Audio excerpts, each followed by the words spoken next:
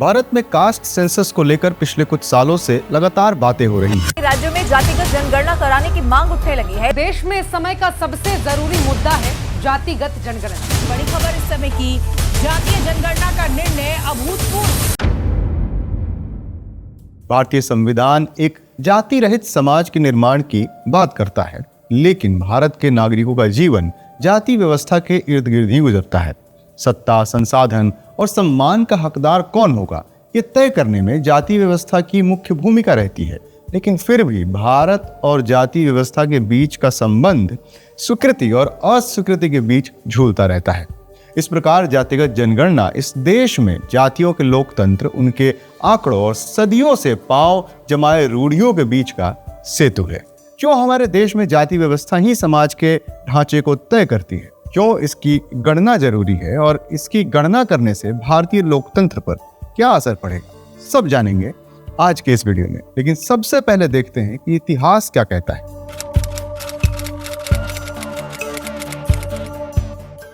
भारत में caste census यानी कि जातिगत जनगणना आज से नहीं हो रही है।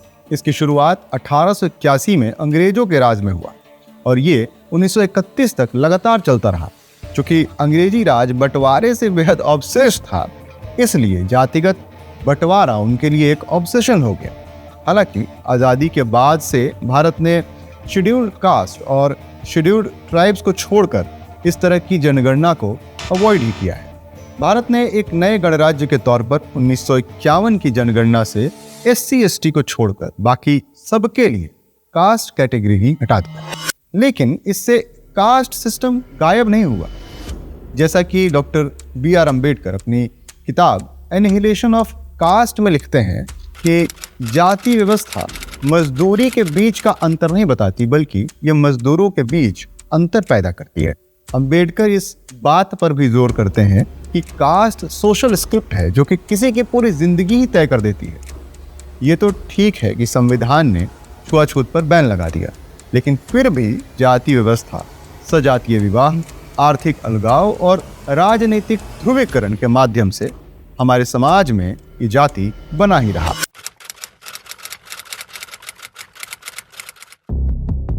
उन्नीस में कास्ट कैटेगरी के हटने के बाद साल 1990 में मंडल कमीशन ने एक रिपोर्ट दिया। इस रिपोर्ट ने भारतीय राजनीति को पूरी तरीके से बदल कर रख दिया, खास करके उत्तर भारत की राजनीति को। कमीशन ने एक अनुमान लगाया कि अदर बैकवर्ड क्लासेस यानी कि OBC इस देश की कुल आबादी का 52% है। लेकिन यह अनुमान भी 1931 के कास्ट सेंसस पर आधारित था, जिसे आज़ादी के बाद दोबारा कभी वैलिडेट नहीं किया गया। 1931 के बाद से कास्ट डेटा के न होने का मतलब था कि जो भी पॉलिसी बनेगी वो या तो किसी अनुमान पर बनेगी या तो उसी आउटडेटेड डेटा के आधार पर। क्रिस्टोफ ज़ॉफरलॉट एक फ्रेंच पॉलिटिकल साइंटिस्ट और साउथ एशिया के विषय में स्पेशलाइज्ड इंडोलॉजिस्ट हैं, खास करके भारत और पाकिस्तान के विषय में। इंडोलॉजिस्ट वो लोग होते हैं जो इंडियन सब कॉन्टिनेंट का इतिहास, उसकी भाषा, संस्कृति और साहित्य की गहनता से अध्ययन करते हैं। उन्होंने 2003 में एक किताब लिखी, इंडियाज साइलेंट रेवोल्यूशन, जिसमें उन्होंने बताया कि कैसे मंडल की राजनीति ने उत्तर भारत में पिछड़ी जातियों को बढ़ावा दिया, जिससे कई क्षेत्रीय राजनीतिक पार्टियों का उदय हुआ, जैसे समाजवादी पार्टी, RJD, JDU। इन पॉलिटिकल पार्टियों ने जातिगत पहचान को ही अपने राजनीतिक एजेंडे का सेंट्रल थीम बना दिया। लेकिन इतना कुछ हो जाने के बावजूद भी ये OBC वर्ग फिर भी विकास से कोसों दूर रहा। कुल मिलाकर बात यह है कि जातिगत जनगणना का न होना एक विरोधाभास या तो पैराडॉक्स बनकर रह गया है, क्योंकि जाति का राजनीतिकरण तो हो चुका था, लेकिन उसका सटीक आंकड़ा अब भी किसी के पास नहीं था।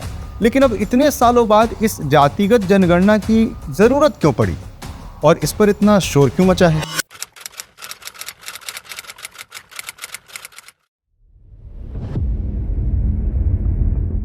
देखिए, जातिगत जनगणना से सबसे पहले जो चीज क्लियर होगी वो है एक्चुअल डेटा।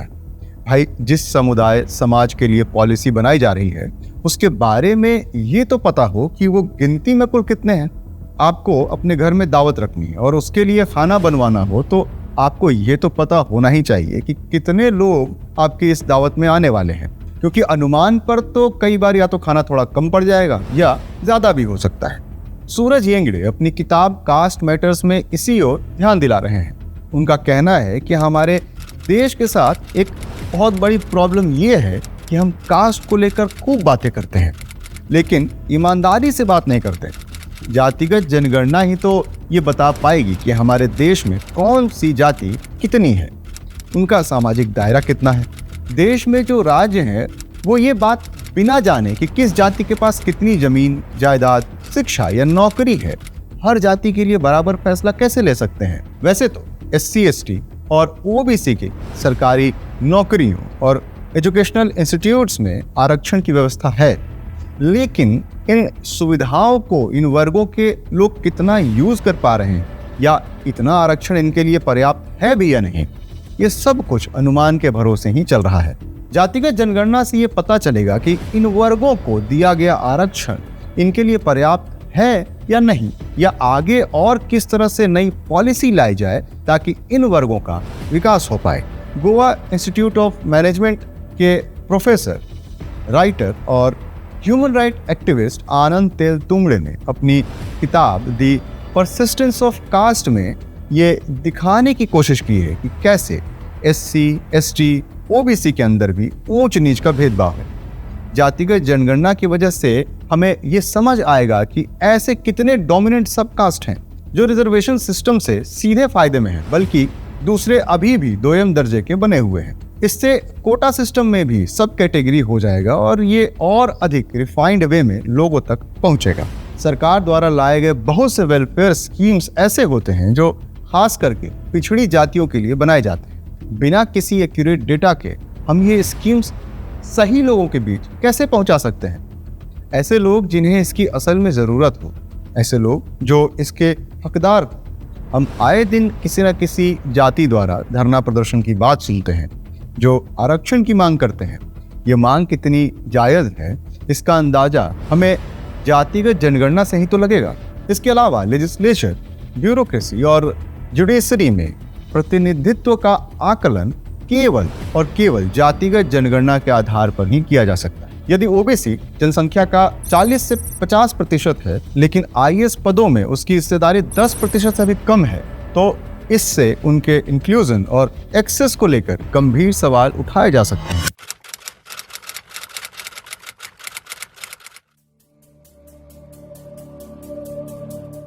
ये तो बात हुई कि जातिगत जनगणना के फायदे क्या हो सकते हैं, लेकिन इससे उलट वो लोग क्या कहते हैं जो इसे ठीक नहीं मानते हैं। जातिगत जनगणना के पक्ष में मजबूत तर्क होने के बावजूद इसके खिलाफ भी कई दमदार तर्क हैं। क्या है वो तर्क, एक एक करके समझते हैं। पहला है कि ये सामाजिक भेदभाव को बढ़ाएगा।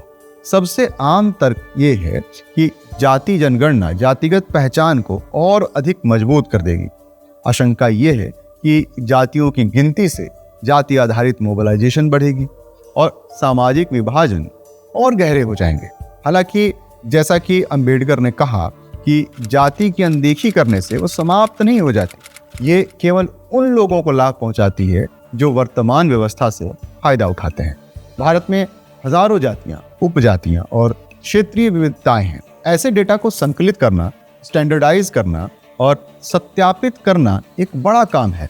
इसके अलावा जातिगत पहचानें कभी कभी परिवेश पर भी निर्भर होती हैं या शहरी क्षेत्रों में थोड़ी फ्लेक्सिबल हो सकती हैं। चिंता की बात यह है कि ऐसी कॉम्प्लेक्सिटीज के साथ जो डेटा सामने आएगा वो अनरिलायबल और राजनीतिक रूप से विवादास्पद भी हो सकता है। ओपोनेंट्स ये आर्ग्यू करते हैं कि इस डेटा का उपयोग राजनीतिक दल जातिगत गठबंधन बनाने और पहचान आधारित समूहों को लुभाने के लिए कर सकते हैं। ये कंसर्न बहुत वैलिड है, लेकिन ये रिप्रेजेंटेटिव डेमोक्रेसी के नेचर को भी दर्शाती है, जहां आइडेंटिटी अक्सर वोटर बिहेवियर को प्रभावित करती है। हालांकि बिना डेटा के कास्ट पॉलिटिक्स और अधिक धुंधली हो जाती है, क्योंकि तब पार्टियां तथ्यों के बजाय धारणाओं पर निर्भर करती हैं।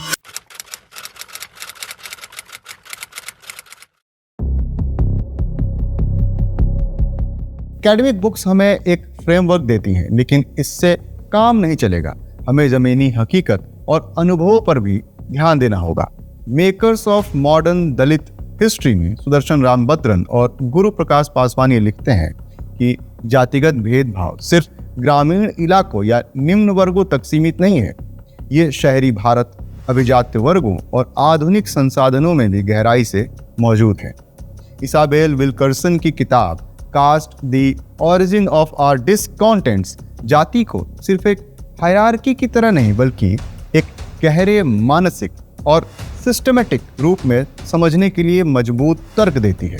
भारत की जाति व्यवस्था अमेरिका में नस्लवाद और नाजी जर्मनी की सामाजिक स्थिति के बीच उनकी तुलना ये दिखाती है कि किस तरह सामाजिक स्तरीकरण ऐसे इनविजिबल रूल्स बनाता है जो कई सारे लीगल रिफॉर्म्स के बाद भी बने रहते हैं।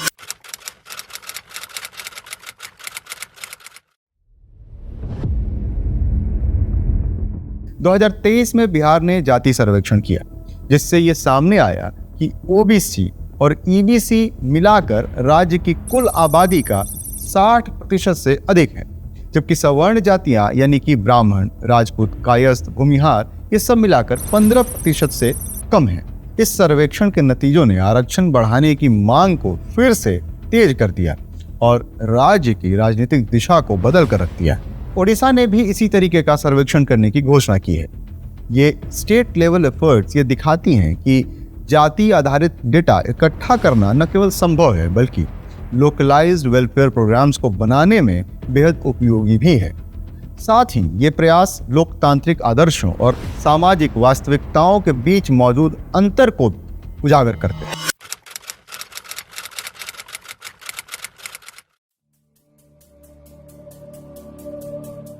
सूरज येंगड़े और आनंद तेलतुंबड़े दोनों का तर्क है कि नव उदारवादी आर्थिक व्यवस्था यानी कि न्यू लिबरल इकोनॉमिक ऑर्डर ने जाति व्यवस्था को समाप्त नहीं किया है बल्कि इसे मेरिट और मार्केट जैसे शब्दों से छुपा दिया है। आईआईटी और आईआईएम जैसे प्रतिष्ठित संस्थान अब भी भारी रूप से सवर्ण वर्चस्व वाले हैं। ये कहना कि योग्यता ही एकमात्र मानदंड होनी चाहिए इस सच्चाई को नज़रअंदाज करता है कि जाति लोगों के अवसरों को बहुत पहले किसी इंटरव्यू या परीक्षा से भी पहले सीमित कर देती है। दलित पूंजी आज भी नगण्य है यानी कि ना के बराबर है और SC/ST समुदायों के बीच भूमि स्वामित्व असमान रूप से कम है। एलेनोर जेलियट ने फ्रॉम अनटचेबल टू दलित इसमें लिखा है कि दलित शब्द केवल एक जनगणना की श्रेणी नहीं है बल्कि it emerged as a political identity to reclaim dignity.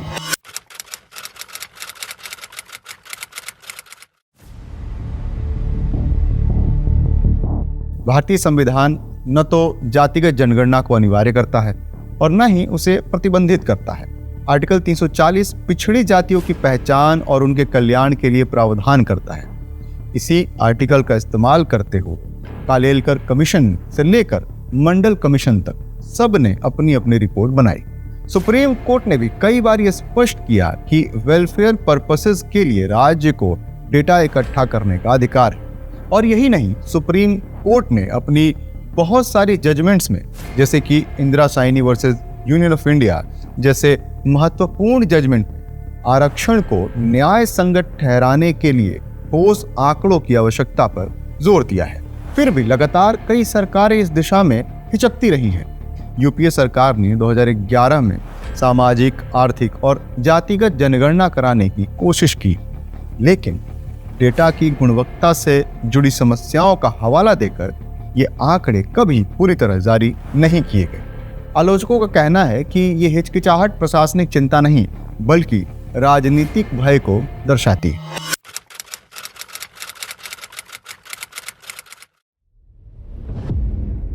जाति भारत का सबसे स्थायी विरोधाभास रही है। संविधान में प्रतिबंधित लेकिन समाज में एक्सेप्टेड। सवाल ये नहीं है कि जाति पब्लिक डिस्कोर्स में होनी चाहिए या नहीं, बल्कि ये कि क्या सरकारें इसे नज़रअंदाज कर सकती हैं। जब ये जीवन के हर एस्पेक्ट, स्कूलिंग और नौकरियों से लेकर विवाह तक को शेप देती है। भारत जब तक अपनी सबसे पुरानी और गहरी असमानताओं को दर्ज नहीं करता तब तक वह दुनिया का सबसे बड़ा लोकतंत्र होने का दावा नहीं कर सकता। जातिगत जनगणना भारत की सभी संरचनात्मक असमानताओं को एक दिन में दूर नहीं कर सकती, लेकिन ये उस दिशा में पहला ठोस कदम जरूर हो सकता है। एक ऐसा कदम जो वैज्ञानिक हो, व्यवस्थित हो और ईमानदार हो। जैसा कि डॉक्टर अंबेडकर ने कहा था, न्याय का अर्थ ये नहीं है कि सभी को एक जैसा समझ लिया जाए, बल्कि ये है कि भिन्नताओं को पहचाना जाए और उससे उपजी असमानताओं को दूर किया जाए। एक न्यायपूर्ण समाज अन्य अनुमान या इनकार पर नहीं टिक सकता, वो सच्चाई पर टिका होता है, चाहे वो सच्चाई कितनी भी असहज क्यों ना हो। आज भारत एक ऐतिहासिक मोड़ पर खड़ा है। एक रास्ता हमें प्रतीकवाद, खोखलेवादों और सतही समानता की ओर ले जाता है, दूसरा रास्ता सच्चाई, पारदर्शिता और बदलाव की ओर। ऐसा बदलाव जो आंकड़ों पर आधारित हो। जातिगत जनगणना राष्ट्रीय एकता के लिए खतरा नहीं है, बल्कि सच्चे समावेश की ओर एक आवश्यक कदम है। जातिगत जनगणना शायद वो आईना बन सकती है जिसकी भारत को जरूरत है, खुद को साफ साफ देखने और एक अधिक ईमानदार, मानवीय और समावेशी भविष्य बनाने के लिए।